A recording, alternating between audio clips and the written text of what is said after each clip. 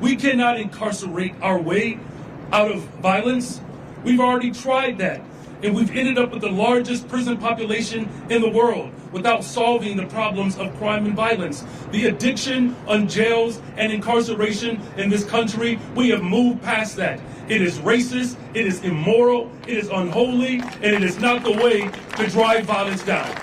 So that right there is Chicago Mayor Brandon Johnson giving an impassioned speech about how mass incarceration definitely 100% doesn't reduce violent crime. And in reality, in actuality, we've tried it. It's absolutely failed. And in addition to that, it's evil, white, and racist in order to do so. Now, of course, Brandon Johnson is on the defensive in terms of his woke criminal justice policies after a man who was released 72 times, that was his criminal record prior to the action that we're talking about, set a 26-year-old woman on fire on the train. So of course, because that was a black man, a repeat offender who attacked this woman for no reason, and Brandon Johnson doesn't want to face the reality, the topic is about how mass incarceration and locking people up 100% would not have prevented this, and it's racist for you to think it would because the black man is the one who committed the crime, therefore it has to be a story about evil white racism. Now, of course, this is ridiculous, this is absurd, this is something that we 100% are going to take down and dismantle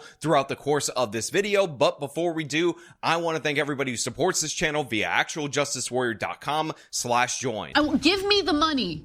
Give me the money. Okay? So I have an entire video on this channel about how mass incarceration 100% worked in reducing crime in the United States of America. In fact, you can look at charts of prison population to violent crime in this nation, and what you ultimately end up discovering is that yes, when you had prison populations lowering, you had a massive crime increase. When that started to invert, guess what? Crime ended up falling in response to that. And this is because incarceration has a very simple and basic philosophy behind it. And no, it's not deterrence. No, it's not rehabilitation. It is incapacitation. When you remove people who are repeat offenders from society and you put them in prison, guess what? Because they're in prison, they're not out in society repeat offending. It is called a mechanical way to lower the crime rate in this nation. And absolutely 100% it definitely worked. And again, all you need to do is look at what happened when prison population was declining,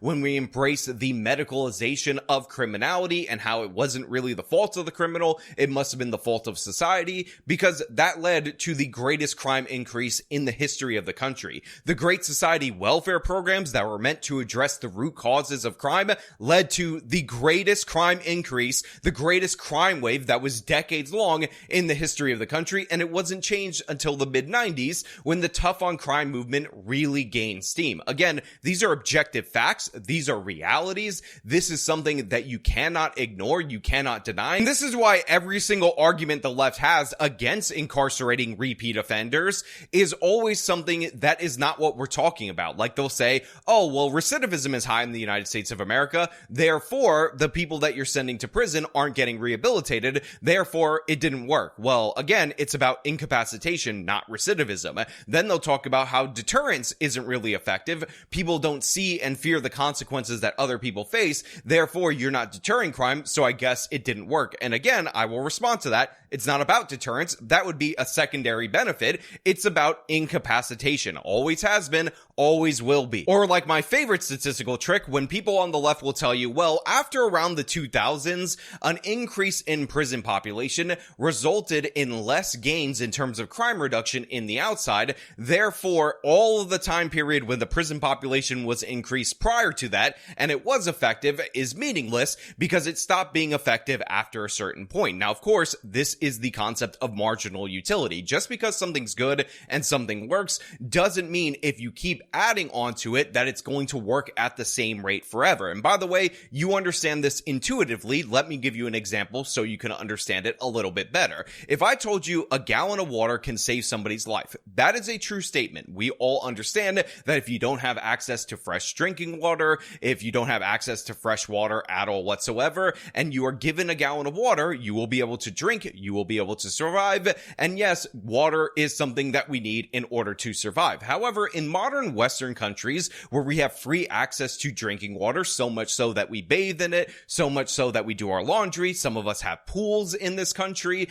Obviously, a gallon of fresh water to that person is not going to make the difference between life or death. Now, that doesn't mean water doesn't save lives. What it means is that at a certain point, when you've accumulated enough water, every gallon isn't as valuable as it would have been in that situation in comparison where you actually needed the 1 gallon to drink the water. This is marginal utility. Yes, something can work up to a certain point, and then at a certain point, the returns are not going to be as good. We all understand it. It does not debunk the prison population increases and the resulting decrease in crime on the outside, nor the value of incapacitation. And of course, there's an extreme example of this, which is El Salvador. They dramatically increased their prison population. They started targeting gangs. They built the super prison.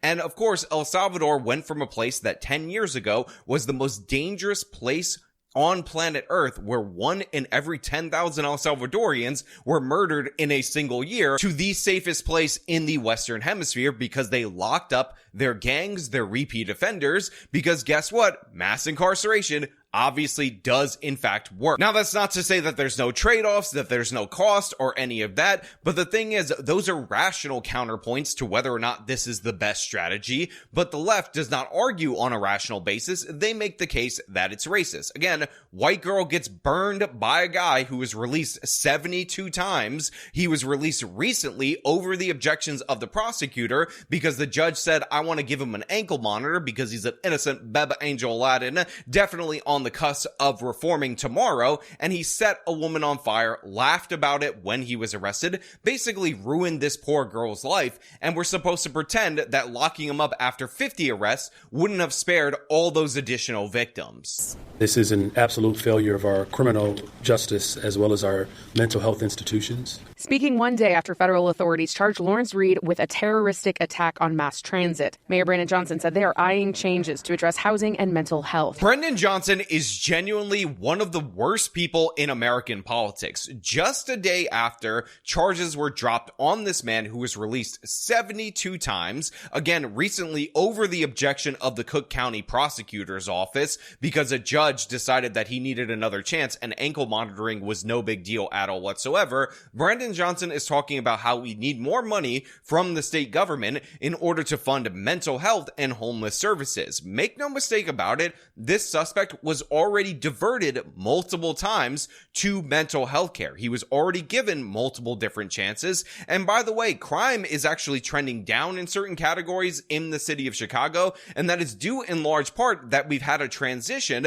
from the previous state's attorney, Kimberly Fox, who notably let Jussie Smollett off the hook and totally tanked that case. That's why Jussie was able to win in an appeal, to somebody who's actually prosecuting people. So we know for a fact that even in Chicago, their gains in terms of a reduction in crime are due to the fact that their state's attorney changed and the philosophy changed. But Brandon Johnson is still talking about, mental health and homelessness. How will you specifically, that when we ask for specifics, he stops short of committing to more visible police on the CTA and fewer unhoused users writing for short-term shelter? I think it's too early to speculate like what that absolutely looks like. But again, the funding from Springfield is the most important thing. Without that funding, then none of this will be visibilized. Again, leave it to a progressive to do a press conference about how we need to address mental health and homeless services and whatnot without actually making any commitments to any policies that will actually solve the problem, like more law enforcement on their public transit system. Like, what are you actually going to do to prevent homeless people from getting on these trains and using them as temporary shelters? How are you actually going to address the issues you're bringing up yourself?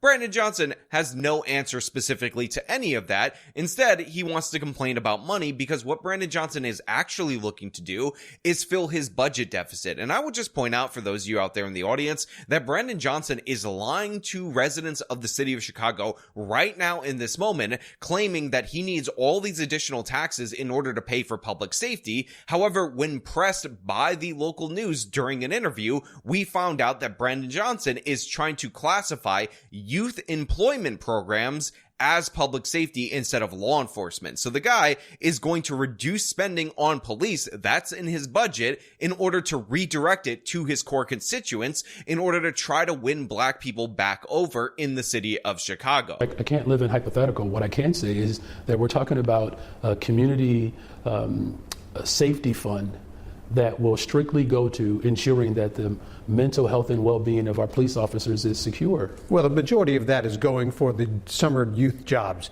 half of it. Hiring people is a part of our safety plan. In fact, this is why this budget is so critical, right? Because this budget protects us from Trump's cuts. Oh, so yeah, the guy's a liar through and through. And by the way, I'm 100% sick of hearing about mental health after a situation like this. The time to address this guy's mental health issues, if those are legitimate, was well before this instance. It was in any of these 72 opportunities that preceded this. You have shown us that you have no capacity to do so, and I will point out that he has a long, violent history of crimes. And yes, the standard for forcing somebody into some kind of mandatory care should be a danger to yourself and others, and this guy has proven that he is multiple times, and yet they've done nothing. And we're still talking about mental health after he nearly killed a woman, after he burned this woman's face for his own entertainment. That's what we're discussing. Lawrence Reed has a long criminal history, including about 50 arrests over the past 3 decades. We showed you this summer how the CTA bans passengers from their property, circulating a bulletin with their photo and details, information that is shared with CTA employees, contracted security firms, and Chicago police. But CTA employees tell us they never took such actions against Reed, who did previously plead guilty in January 2020 to breaking the windows on an O'Hare Blue Line train and was sentenced to 2 years probation for that crime. Reed was also the suspect in an active aggravated battery case from August, accused of hitting a social worker at McNeil Psychiatric Hospital. A judge ordered him onto electronic monitoring, though her handwritten notes don't show why she made that decision. So that August crime right there could have been the point where they put a stop to this. They tried the woke nonsense. They tried the non-law enforcement interventions. They put him in a psychiatric hospital voluntarily, of course. He wasn't forced to be in there, and they had him meet with a social worker in order to talk out his issues. But what did he do in that scenario? He punched that woman in the face. He ended up chipping her tooth. I believe he caused her a concussion, damaged her optic nerve in her eye because he punched her square in the eye. And yet a judge looked at that and decided, you know what? No big deal. Innocent Beba Angel Aladdin, he was already in a mental health hospital, but I'm not gonna actually remand him to the custody of that hospital or to the custody of the Cook County Jail. He's gonna give him more freedoms, which was an ankle monitor that allows him to be out for 40 hours a week. Presumably, she thought he was an upstanding citizen who was just on the cusp of getting himself a job because she didn't think it was that big of a deal. Again, even noting that he had a lengthy criminal history. So you already tried the woke nonsense before he set a woman on fire. You already tried the social worker and the mental health care, and guess what? He cracked the face of that social worker, seriously injured her, and then you released him with an ankle monitor. And by the way, this obviously is down to criminal justice reforms signed by Governor Pritzker, which of course mandates that judges look at ankle monitors to solve absolutely every single problem. It's called the Safety Act, and it has led to disastrous results like this. So now a woman is permanently scarred, expected to be in the hospital for months, and we don't even know if this guy who set her on fire is going to be held in jail pre-trial before she gets out of the hospital. Like, that's how stupid and ridiculous the city of Chicago is. And Brandon Johnson is actually making the case to the public that locking this guy up would not have prevented him from filling up a bottle with gasoline, dousing this woman with said bottle, and setting her on fire. Documents from the office running Reed's ankle bracelet show there were more than 2,200 defendants on electronic monitoring earlier this month. Reed was one of the 176 with aggravated battery as the reason. But the arson happened on a day that Reed was required to be at a Fuller Park home. The mayor says they are already investing in housing and mental health services, adding the effects can be seen across the city. Yeah, the effects can be seen across the city. In fact, they were seen right there in that train what the value of those mental health services and homeless services actually are. Can you believe that this mayor, Brandon Johnson, after a woman was set on fire in a Chicago train, Again, on surveillance video for us to see, 26-year-old woman had her life ruined, white woman being set on fire by a black guy with 72 previous arrests, and this guy talks about investing in mental health care. By the way, while he was receiving mental health care, he punched the crap out of the social worker that was also supposed to intervene on the homelessness side. But Brendan Johnson's like, you could see the effects of our programs. They 100% work, even though they absolutely do not. And then the audacity for this guy to talk about racism and how mass incarceration or incarceration period is not a solution, when incarceration 100% would have prevented this girl from being burned. 100% she would be totally fine if this guy was not let out over and over and over again. So yeah, you're just wrong. You're absolutely stupid, and it costs people dearly. Again, this poor girl scarred for years, for the rest of her life, due to the fact that Brandon Johnson and the idiots in Springfield, the capital of Illinois, Governor Pritzker, wanted a virtue signal post George Floyd. Absolute nonsense in every possible way. But you know what? That's all I really have for you guys today, and I want to know what you guys think down in the comments below. As per usual, if you like this video, show them by leaving a like, subscribe for more content, follow me on my social media, support me via the support links in the description of this video. This has been me talking about the Chicago mayor blaming racism for the reaction to crime in Chicago. Till next time.